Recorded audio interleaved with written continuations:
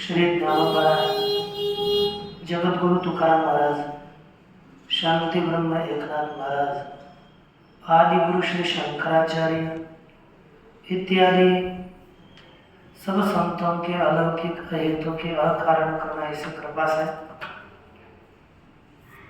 योग सूत्र का हम लोगों का विचार चल रहा था।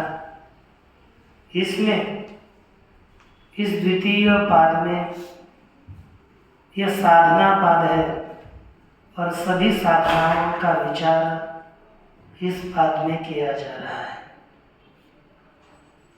तो यहाँ पर क्रिया योग का निरूपण किया। क्या क्या क्या क्रिया योग है? तपस्वाध्याय क्रिया योग का प्रयोजन भी बताया। क्या? क्लेश क्लेशाश्च के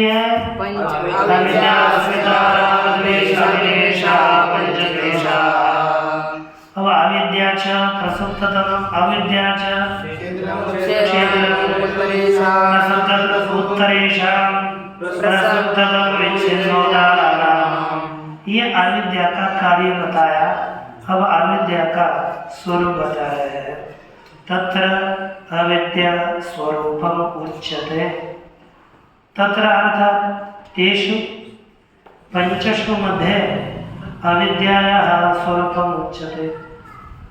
उन 5 क्लेशों में अविद्या का स्वरूप बताया जाता है। क्या है अविद्या का स्वरूप? देखिए, कहा अनित्या शुचि दुःखानात्मसु नित्य शुचि सुखात्मख्यातिरविद्या अनित्या शुचि दुःखानात्मसु नित्य शुचि सुखात्मख्यातिरविद्या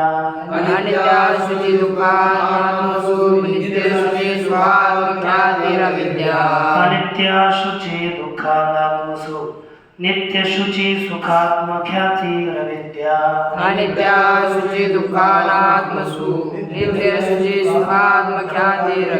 अविद्या का स्वरूप यहाँ पर बताया कि अनित्या शुचि दुःखानात्मसु अर्थात अनित्य, अशुचि, दुख और अनात्मा में जो अनित्य पदार्थ है, अनित्य में, अशुचि में, दुख में और अनात्मा में नित्य, शुचि, सुख और आत्मज्ञान होना, यही अविद्या है।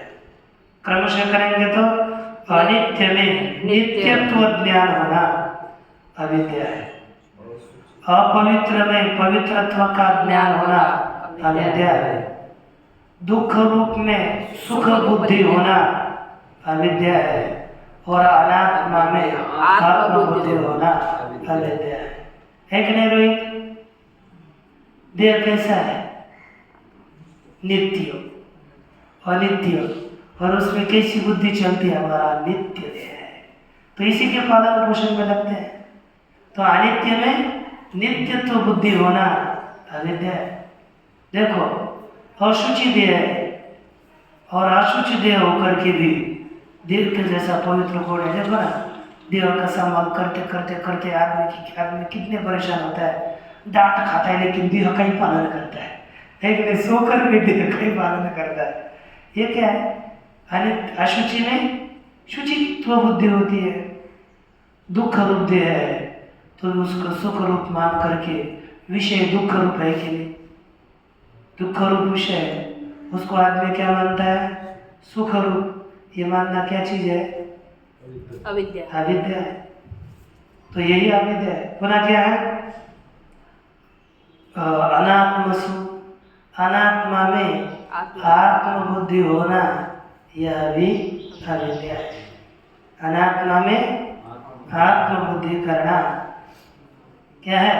अविद्या। जैसे देह अनात्मा है, लेकिन हम लोग इधर देखो ना, क्यों नीचे बिच्छू की जैसे वो पूंछ अर्थात मराठी में नांगी नीचे गिरती है, ऐसे क्यों गिरे हो? ये जो टाइट रहना चाहिए, है ना। तत्वज्ञान सीखने वाला साधक यदि ये ऐसे एकदम झुक जाए, पूरा इतना ऐसा दुख में दुखग्रस्त हो जाए, वो तत्वज्ञान का कुछ तो उसके ऊपर चेहरे पे प्रमोद दिखना चाहिए। दिखता ही नहीं है। पर देखो क्या देखिए, अनित्य अशुचि दुख और अनात्मा में नित्य शुचि और सुख और आत्मज्ञान होना ही अविद्या बताई गई। अब ये स्वरूप बताए कि अविद्या का, अब इसकी टीका देखिए, भाष्य देखिए। ये पहला दिया, अनित्य कार्य नित्य ख्याति अविद्या। एक, अनित्य कार्य में नित्य ज्ञान होना अविद्या है। ठीक हुआ। अब दृष्टांत पूर्वक स्पष्ट करके बता रहे, तद यथा ध्रुवा पृथ्वी, वह जिस प्रकार है कि ध्रुवा पृथ्वी, कैसी पृथ्वी है? ध्रुवा पृथ्वी, ध्रुव है, नित्य है, एक। अनित्य है कि नहीं पृथ्वी, लेकिन उसको हम कैसे समझते हैं? नित्य। सचंद्र तारका द्योः, ठीक है नहीं, चंद्र और तारों के साथ द्योः, ये भी ध्रुवा है। ध्रुवा सचंद्र तारका द्योः। और अमृता दिवोकसः, द्युलोक में रहने वाले लोग अमर है। इस तरह से बुद्धि करना, यही कौन है? अविद्या है क्या? अपाम सोमम अमृता अभूम, हम लोग सोमपान करके अमर हो गए, यही बताया कि ये इस तरह की अविद्या है। हम बोलेंगे हमारा अब आश्रम है, नित्य रहने वाला है, अब इसके समान दूसरी कोई चीज है ही नहीं, बहुत नित्य मानते हैं ना हम, और उसके लिए फिर कल के जैसा युद्ध होता है। ये किसके लिए? ये हम दोनों को पता है, तो दूसरों को नहीं पता। तो इस तरह से ये क्या होता है, ये अविद्या का पूरा खेल अविद्या का है। अब देखो दूसरी क्या है? तथा, दूसरा है तथा, श्लोक दिया ना,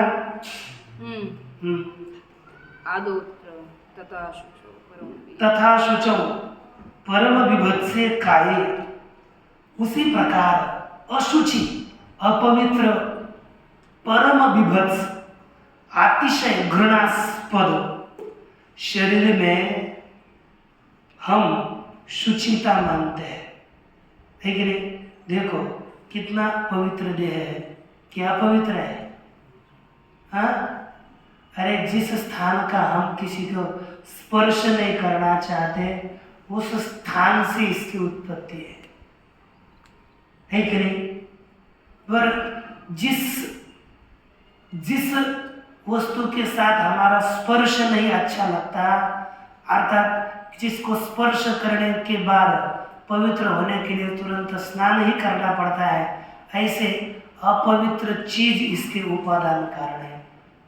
रेत और रक्त इसका उपादान कारण है। अब इसका कारण इतना उपादान अपवित्र है, तो कार्य क्या पवित्र होगा? यह अपवित्र कितना दे, देखो इतने घृणास्पद दे है, अपवित्र है। और इसमें हमारी क्या बुद्धि होती है? पवित्र बुद्धि, देह पवित्र कर गया, कोई नहीं, कोई करने की आवश्यकता है, नियमों का पालन, सदा अपवित्र होते हैं, ठीक है नहीं? ये पवित्र, ये सभी अविद्या है। परम विभत्स काय में, शरीर में हमें यहाँ पर शुचित्व बुद्धि होना, यह भी अविद्या है। इसलिए उक्तंच वैयासकिं व्यासैः, व्यास महर्षि जी ने कहा है क्या? स्थाना, क्यों? यह शरीर अपवित्र है, शरीर में अपवित्रता किस कारण से है, उसके हेतु बताए गए। स्थानाद्बीजादुपष्टम्भान् निस्यन्दान्यधनादपि स्थानाद्बीजादुपष्टम्भात् निस्यन्दान्यधनादपि स्थानाद्बीजादुपष्टम्भान्निस्यन्दान्निधनादपि कायमाधेयसौ चत्वारि पंडिताय शुचिं विदुः पंडिताय शुचिं विदुः कायमाधेयसौ पंडिताय शुचिं विदुः कायमादेशो चत्वारि पंडिताय शुचिं विदुः। देखिए यह शरीर क्यों क्यों अपवित्र है, उसका कारण सहित कथन करें। एक, स्थानात्, इस शरीर का स्थान क्या है, कहाँ रहा जब माता पिता का संयोग होकर के ये पिंड हमारा बन रहा था, कहाँ था, उदर में, माँ के उदर में रह रहा था वह पिंड। तो वहाँ पर कितना सुंदर था, पवित्र स्थान, वहाँ पर आतर के तेल वहाँ पर लगे हुए, सुगंधित एयर कंडीशन बंगला है कि नहीं, क्या है? मातेच्या उदर कुहरी पचून विष्ठेच्या दाथरी उकडून 9 मासवरी जन्म जन्मोनी मरती। अरे माता के उदर में क्या है, विष्ठा, मूत्र और नाक, हमारे नाक में, मुख में वही जाता होगा कि और क्या जाता होगा, विष्ठा जाती होगी, मूत्र जाता होगा, और उसमें ये देह पड़ा था, इसलिए देह का स्थान अपवित्र है। स्थाना, देह का स्थान अपवित्र होने से यह देह भी अपवित्र है। स्थाना, ठीक हो गया।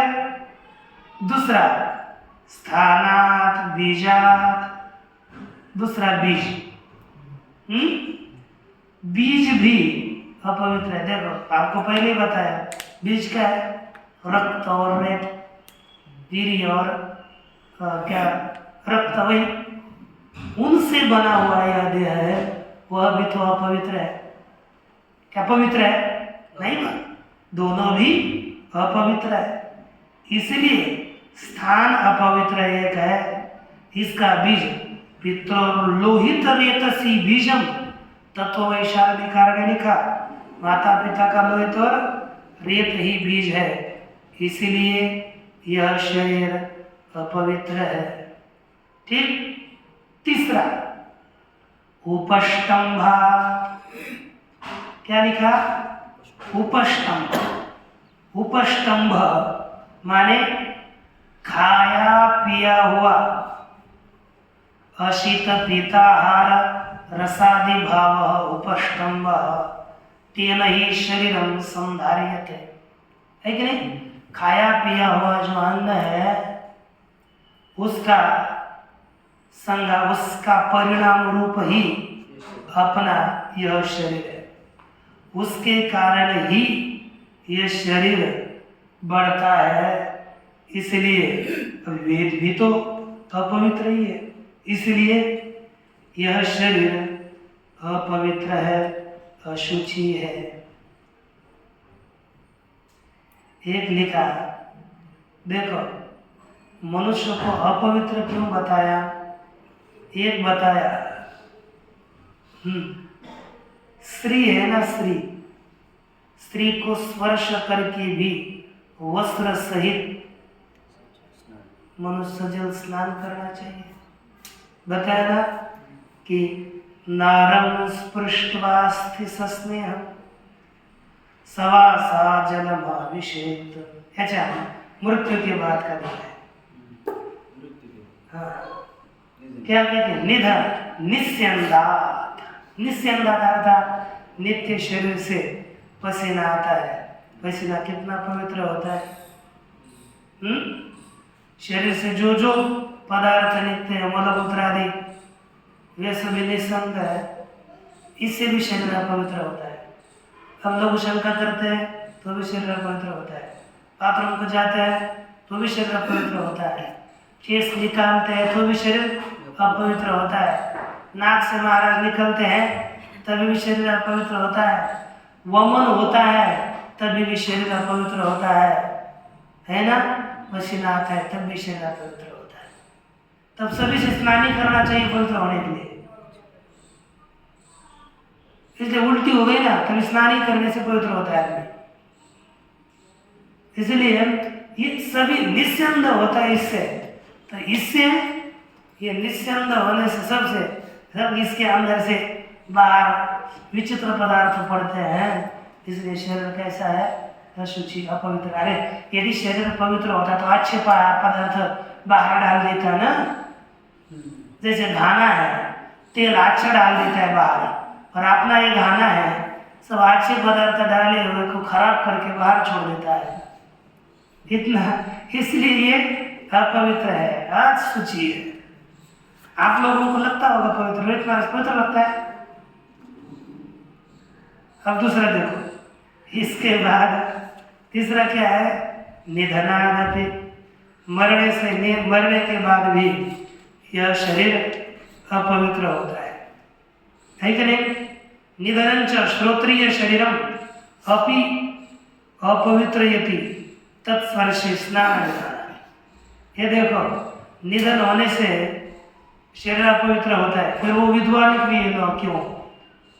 हम क्या बोलते हैं, महाराज जो तो महाराज थे ना, इसका उनकी क्रिया करने के बाद स्नान करने की क्या आवश्यकता है? तो यहाँ लिखा है निधनम श्रोत्रिय के शरीर को भी अपवित्र करता है, क्योंकि उसके शरीर का भी स्पर्श करने पर शास्त्रों में स्नान का विधान किया है, इसीलिए हमें वो शरीर अपवित्र है, पवित्र नहीं है, स्नान करना चाहिए, फिर वैसे ही नहीं रहना चाहिए। इसलिए क्या मनुष्य के अस्थि को स्पर्शन करके वस्त्र सहित स्नान करे, इसलिए कितना पवित्र है। कायम आधेय शौचत्वात्, ये शरीर आधेय शौचत्वात् कैसा है? ऊपर से स्वच्छ किया जाने वाला होने से। आधेयम शौचम शुद्धि प्रक्षालन नादि, क्योंकि यदि शरीर स्वयं पवित्र होता तो स्नान सफाई इत्यादि की अपेक्षा क्यों करी थी? शास्त्र क्यों बताता? अर्थात शरीर स्वयं अपवित्र है, इसको वारंवार धोना पड़ता है, वारंवार सफाई करनी पड़ती है। ठीक है, आप किसी के कोई जगह पर मत जाइए, कुछ भी मत करिए, लेकिन इसको 10 दिन तक मत धुलाइए, हाँ वैसा ही रहिए, स्नान ही मत करिए 10 दिन तक। फिर बाद में कैसा होगा आपको पता चलेगा। आज नजदीक आकर एक आदमी बैठेगा नहीं, पहले कि इसको दूर करो, इतना अपवित्र शरीर है। इसलिए पंडिता अशुचिम विदुः, इस शरीर को, काय को पंडित लोग अपवित्र मानते हैं। ऐसे अशुचौ शुचि ख्याति ही दृश्यते, ऐसे अपवित्र शरीर में शुचित्व ख्याति देखी जाती है, इसको पवित्र माना हुआ देखा जाता है। क्या क्या क्या इसके कैसे इसको पवित्र माना? कहते हैं नवैव शशांक लेखा कमनीया कन्या, कहते हैं नवायम शशांक लेखा, शशांक लेखा है कि नहीं? शशांक लेखा अर्थात चंद्रबिंब के समान। यह कन्या कैसी है? नवायव, नूतन है, नूतन। कमनीयायम कन्या, यह शरीर कामना करने योग्य यह कन्या है। इस तरह से हमारी क्या होती है? अपवित्र श्री शरीर में हमारी पवित्र बुद्धि हुई कि नहीं? यही अविद्या है। आगे देखो, मध्वमूर्ता अवयव निर्मिता इव चंद्रम भित्वा निसृता इव ज्ञायते। जैसे कि मधुर अमृत के अवयवों के द्वारा जैसे कि निर्मित करिए, है ना। बस श्री का स्तुति क्या करते हैं, जैसे मनोहर जानो मकरंद अथवा अमृत रस के अवयवों से जैसे बनी हुई है, इसलिए कमनीय कन्या है। चंद्रम भित्वा निसृता इव, क्या जानो ये चंद्र को फोड़कर बाहर आ गई है ना। इस तरह से जो श्री में आसक्त लोग हैं, इस तरह से उनकी बुद्धि होती है।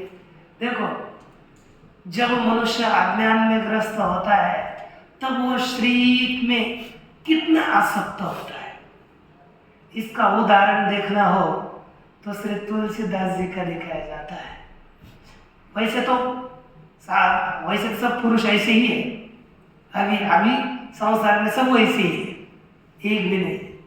लेकिन ये उदाहरण देख लीजिए, इतनी आसक्ति, ये अविद्या, अज्ञान स्थिति है, अविद्या स्थिति है। नीलोत्पल पत्रायताक्षी, कैसी है ये? नील उत्पल के पत्र, जैसे नील कमल के जो पंखुड़ियां होती है ना, नील कमल के पंखुड़ी के समान विस्तीर्ण आंखें हैं जिसकी, बड़ी बड़ी आंखें हैं जिसकी, ऐसी हाव गर्भाभ्याम लोचनाभ्याम, हाव है गर्भ में जिसके, हाव भाव है जिसके गर्भ में, ऐसे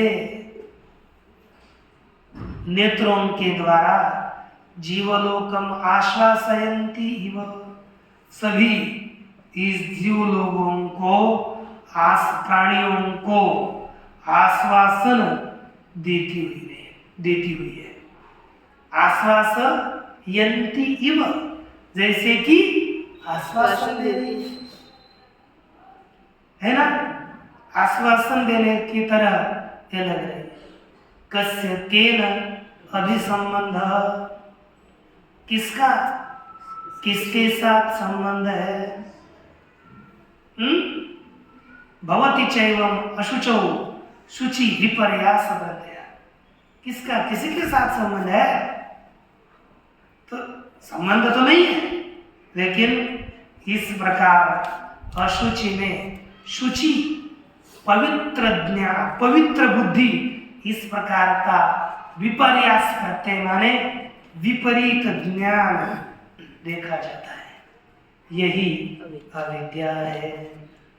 एतेन अपुण्ये पुण्य प्रत्यय तथैव अनर्थे च अर्थ प्रत्यय व्याख्यातः, इससे ही अशुचौ शुचि बुद्धि दिखाना, दो चार दिया है, सभी जगह पर विपरीत ज्ञान, ये समझ लो क्या है, अविद्या है। यह अविद्या अवस्था में जो मनुष्य विषयानंद चाहता है वह अविद्या अवस्था का है। मनुष्य यदि विषयानंद को चाह रहा हो, समझ लीजिए निश्चित वह अविद्या में स्थित होकर के विषय के आनंद को चाहता है। जो 2-3 प्रकार के आनंद है ना, वो अज्ञान अवस्था में जो आनंद मिलता है वह विषय आनंद है। वह अशुचि में, अपुण्य में पुण्य बुद्धि होना, यह अविद्या है। तथैव अनर्थे च अर्थ प्रत्यय, अनर्थ में अर्थ बुद्धि होना, यह भी अविद्या है। यानी इसका भी व्याख्यान किया गया है। अशुचि पद देने से आप इसका भी अर्थ समझ लीजिए, जितना भी परिज्ञान हो रहा है सभी अविद्या है। आगे, तथा दुखे सुख ख्यातिम वक्षति, उसी प्रकार दुख में सुख के ख्याति का कथन करते हैं, सुख बुद्धि का कथन करते हैं। किसमें? दुखे। अब देखो, अब तीसरा है ना दुखानात्म सुख, दुख में सुख बुद्धि होना, यह भी अविद्या है। अब यहाँ पर कैसे कैसे ये आगे बताएंगे, सूत्र दे रहे, द्वितीय का एक पल में पंचदश क्रमांक का सूत्र दिया है। देखो, सभी तो दुख रूप है। हम बोलते हैं ना, आपको ये जो विषय होता है ना, सभी आपके चिंतन के लिए, संसार दुख मूल चौकड़े इंगड़, तो संसार दुख रूप है। इसका कारण क्या है? तो इसके लिए आगे का सूत्र है, परिणाम ताप संस्कार दुखैर गुणवृत्ति विरोधाच्च दुःखमेव हि सर्वं विवेकिनः। क्या कहते हैं? परिणाम एक, ताप दोन, संस्कार तीन और दुख चार। इनके कारण दूसरा गुणवृत्ति अविरोधा पांच। गुण और वृत्तियों का अविरोध होने से विवेकिना सर्वं दुःखमेव, विवेकी पुरुष को सभी दुख ही होता है, सब कुछ है उसे दुख ही। तो देखिए, इति तत्र सुख ख्याति न विद्या, सब प्रपंच में सुख ज्ञान होना अविद्या है। अच्छा, तथा अब इसका विचार हम 15 सूत्र में देखेंगे। तथा अनात्मनि आत्मख्याति ही बाह्योपकरणेषु चेतना चेतनेषु भोगाधिष्ठाने वा शरीरे पुरुषोपकरणे वा मनस्सनात्मन्यात्मख्यातिरिति। क्या लिखा? तथा अनात्मनि आत्मख्याति है विद्या, उसी प्रकार अनात्मा में आत्मख्याति होना, आत्मबुद्धि होना अविद्या है। हो गया? अनात्मा में आत्मख्याति होना, आत्मज्ञान होना अविद्या है। बाह्योपकरणेषु, उदाहरण कौन है अनात्मा? कहा कि बाह्योपकरणेषु चेतना चेतनेषु, चेतन और अचेतन जो बाह्य साधन है, जैसे अपना यह आश्रम है, कोई दूसरा और चीजें हैं, ये सभी मोबाइल है, ये सब क्या चीज है? बाह्य उपकरण है। उनमें चेतन स्त्री आदि पुत्र आदि शरीर है, ये भी क्या है? बाह्य उपकरण है। तो बाह्य उपकरणों में चेतन और अचेतन, इन साधनों में अथवा अपना खुद का ही भोगाधिष्ठान है शरीर, भोग का आश्रय रूप जो शरीर है, अथवा पुरुषोपकरण है मनसी, पुरुष का उपकरण भोग का साधन मन, उस मन में अनात्मख्याति है ना, अनात्मनि आत्मख्याति, ऐसे अनात्मा में आत्मबुद्धि होना अविद्या है। समझ में आ गया? कल सभी में अपनी बुद्धि किसमें कैसी होगी, उस पुरुष को देख करके समझ में आएगा। अर्थात आपने जितनी बुद्धि अशुद्ध होती है, उतने विषयों में अधिक प्रीति होती है। ये ध्यान ही दीजिए, यदि हमें विषयों की इच्छा हो रही है, समझ लो बुद्धि पवित्र है ही नहीं, है ही नहीं। और यदि आप साधना करोगे तो बहुत आनंद, अरे सचमुच कर तो करके तो देखो, लेकिन अंतकरण शुद्ध होना चाहिए। कैसे? धीरे धीरे होगा, लेकिन शुद्ध अंतकरण होगा, उसके जैसा आनंद किसी में भी नहीं लगता, सच में नहीं लगता। क्योंकि हमको पता है, हम पहले जब नए नए आए थे, तब अपने मन को लेकर कितने दुखी आदमी रहते थे, और बाद में करते करते करते मन में कितना आनंद अधिक बढ़ता है। क्योंकि इतना तो विभाजन तो कर ही सकते हैं ना, कैसे हम पहले आए थे, कैसे थे, और बाद में कैसे रहे, ये खुद को पता होता है, किसी को पता बताने की आवश्यकता है नहीं है। इसलिए ये ध्यान दीजिए, अंतःकरण शुद्ध होना चाहिए। जब तब तक श्रद्धा भी शास्त्रों में, गुरु में, वेदांतों में बढ़ती नहीं है, क्योंकि बढ़ने का तब तक नहीं बढ़ती, अंतःकरण अपवित्र है ना, श्रद्धा निष्ठा ये दृढ़ नहीं हो पाती, इसलिए अंतःकरण पहले शुद्ध होना चाहिए। तो देखो ये यहाँ पर अपित्र अश्व अनात्मा में आत्मत्व बुद्धि होती है, तथा एतद अत्र उक्तम, वैसे यहाँ पर बताया गया है क्या, तो देखो व्यक्तम अव्यक्तम व सत्वम आत्मत्वेन अभिप्रतीत्य, व्यक्त अथवा अव्यक्त पदार्थ को आत्म रूप से जान करके तस्य स्पंदम अनु नंदती, उसके स्पंद का है ना, व्यक्त अथवा अव्यक्त उसको आत्म रूप से स्वीकार करके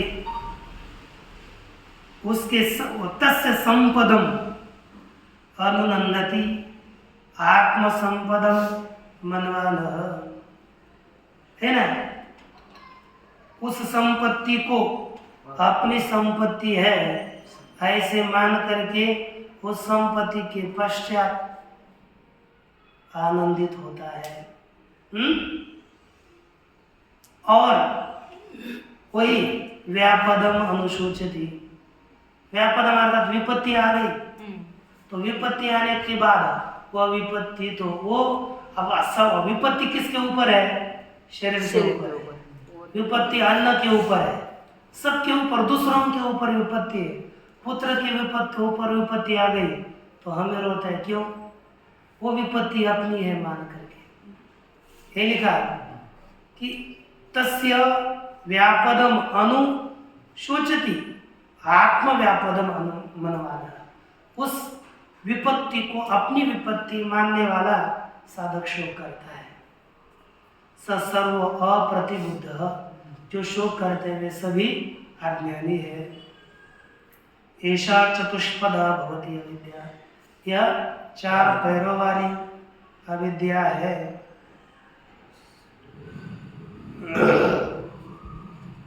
मूलम अस्य क्लेश संतानस्य कर्माशयस्य च सर्वविपाकस्य इति, यह अविद्या मूल है किसका, अस्य क्लेश संतानस्य, इस क्लेश के प्रवाह का, कर्माशय का, विपाक सहित कर्माशय का, यह अविद्या मूल है, कारण है।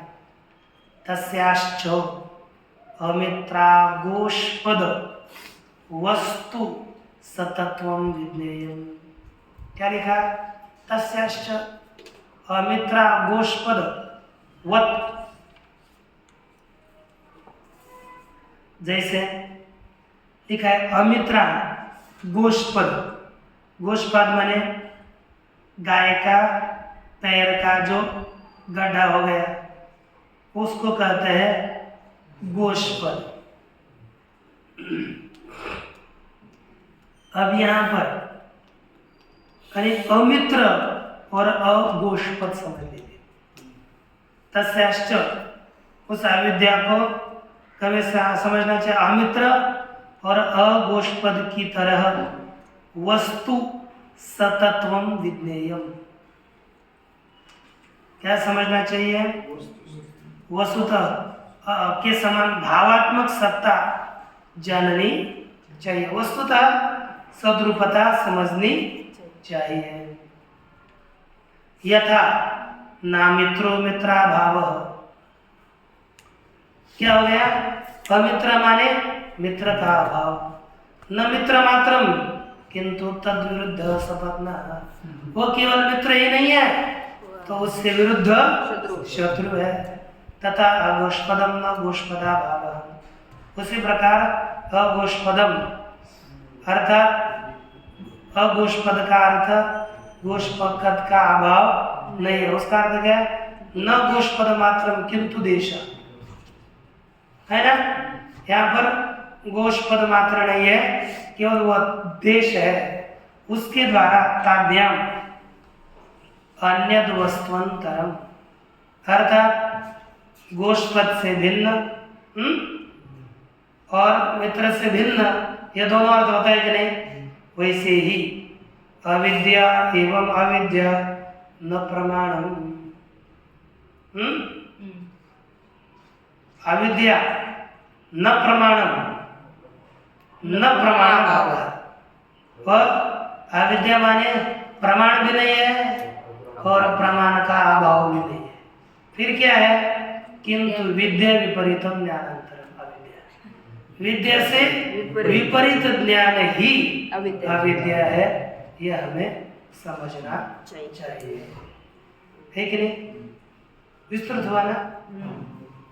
इसके पश्चात का विषय स्मिता। ओम पूर्णमदः पूर्णात् पूर्णमुदच्यते पूर्णस्य पूर्णमादाय पूर्णमेवावशिष्यते। ओम शांति शांति।